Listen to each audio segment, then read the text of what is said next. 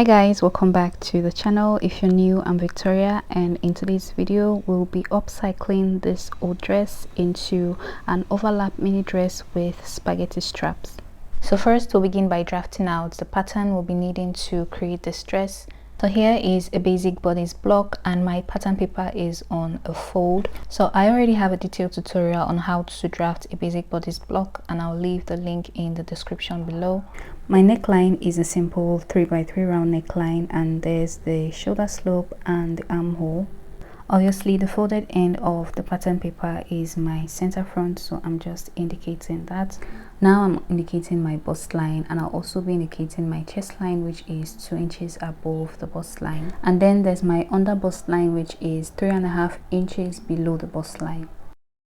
Now I'll be moving on to mark the waistline, and I'll square that point across like so. So guys, now that I have all my horizontal lines, I'll be moving on to mark half of my bust span measurements plus 1/2 inch on the waistline, on the bust line and the bust line.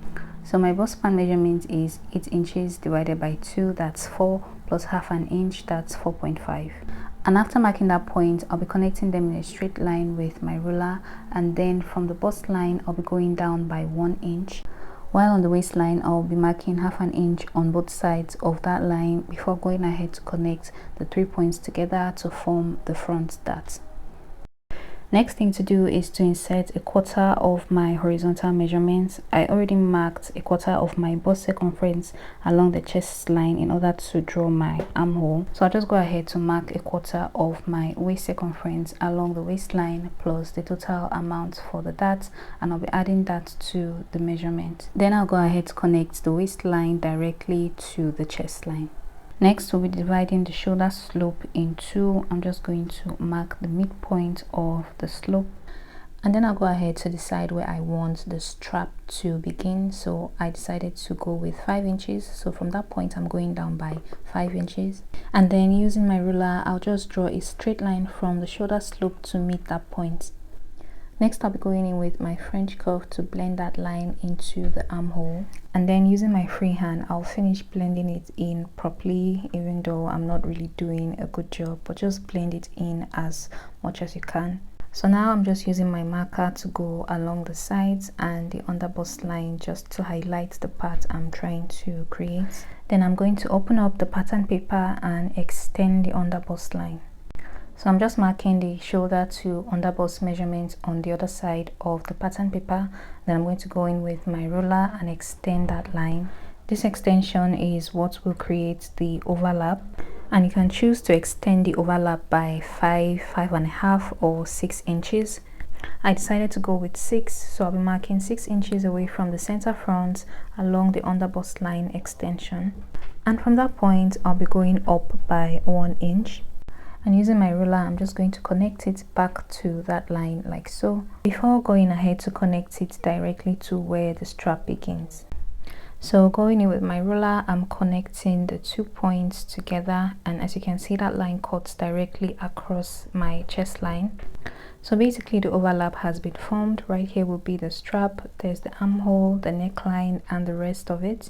Now I just have to adjust the dart, and to do that I'll be coming up from the waistline to the under bust line in a straight line from each dart leg, and then I'll be connecting these new lines to meet the point below the bust line using my French curve like so.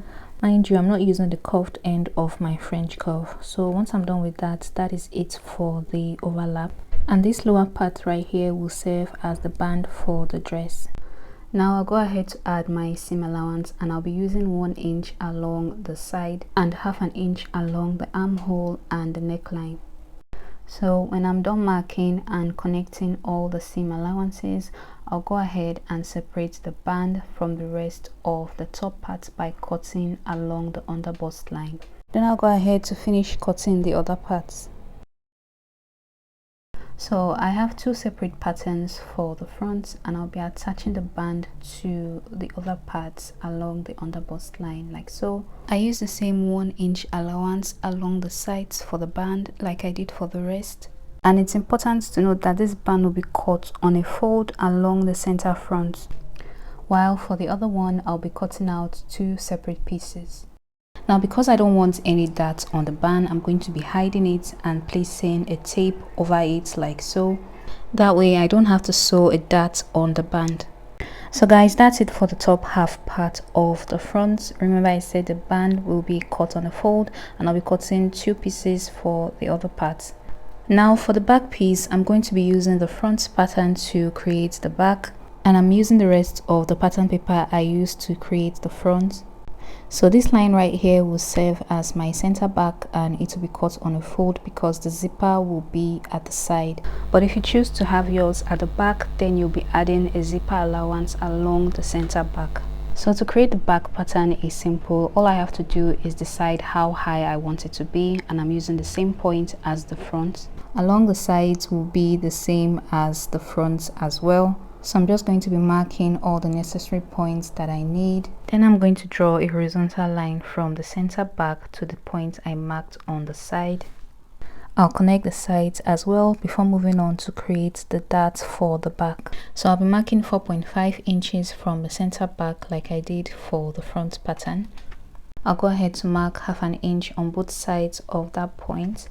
I'll mark 4.5 along the chest line as well, connect all the points with my ruler to form the back dart before moving on to cut it out. And after cutting, that's it for the top part of the back piece. I'm just going to indicate that, and that's all.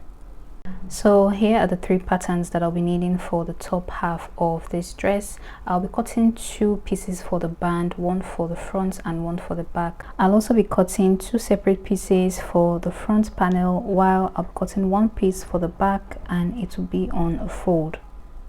So first I'll be ripping the dress open before using the patterns to cut onto fabric. And please remember to add joining allowance when cutting onto fabric along the underbust line of both the front and back pieces, and also on the band. So I went ahead to cut the pieces off camera, and here it is. I also cut out some lining for the front and the back. So for the front, I cut out 2 pieces of fabric like I said I would, and also 2 pieces of lining. But if you will not be using lining, then you can simply use a bias tape to finish off the neckline. I also transferred my darts, and I cut out 2 separate bands on a fold, one for the front and one for the back. The back piece was also cut on a fold, and I have just 1 piece of fabric and 1 piece of lining, and of course I also transferred the dart as well. And now for the bottom part of the dress, I simply used a basic skirt pattern to cut out an A-line skirt. So I cut out 2 pieces of this, one for the front and one for the back, and they were both cut on a fold. And of course I transferred my darts. I would have loved to go for a gather skirt or a full circle skirt, but I'm working with very little fabric and I simply did not want a straight skirt. So moving on to the stitching process, I'll begin by sewing the darts for the top half and bottom half of the dress. I'll do it for the fabric and for the lining as well. So I've gone ahead to sew all the darts for the top part and bottom part of the dress. I also did the same for the lining as well.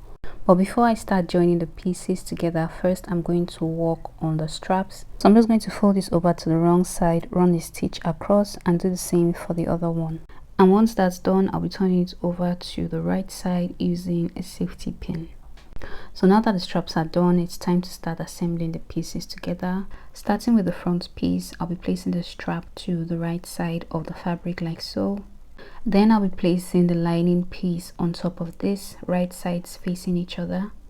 Then I'm going to stitch along the neckline and armhole on a 1/2 inch sewing allowance, while along the sides I'll be using a 1 inch sewing allowance. I'll do the same for the other side as well. And when I'm done with that, I'm making a top stitch on each of the neckline of both front pieces before giving it a good press. So I'm done ironing, and this is what it looks like. I'm going to be placing one on top of the other to form the overlap, and I want my overlap to go towards the left. And when you do this, make sure to check the measurement and sewing allowance matches with yours.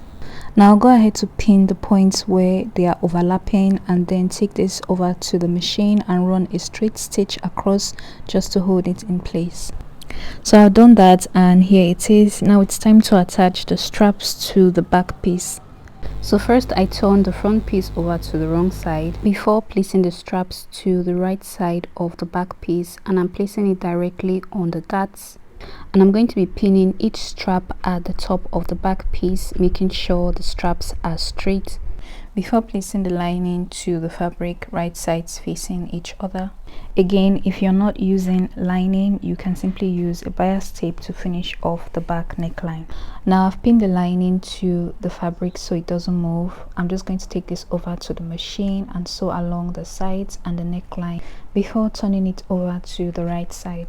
So after sewing, I'll be making a top stitch on the back neckline like I did for the front. And after giving it a good press, here's what it looks like. Next, I'll be moving on to attach the band, and I'll be doing it separately for the front and the back.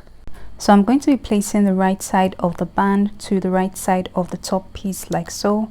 I'll be pinning it down, and then I'll take it over to the machine and run a straight stitch across. And I'll do the same for the back piece as well. So after stitching, here's what it looks like. Now it's time to attach the skirt to the band, and I'll be doing that separately, starting with the front piece. I'm placing the right side of the skirt to the top part like so. You can pin if you want to.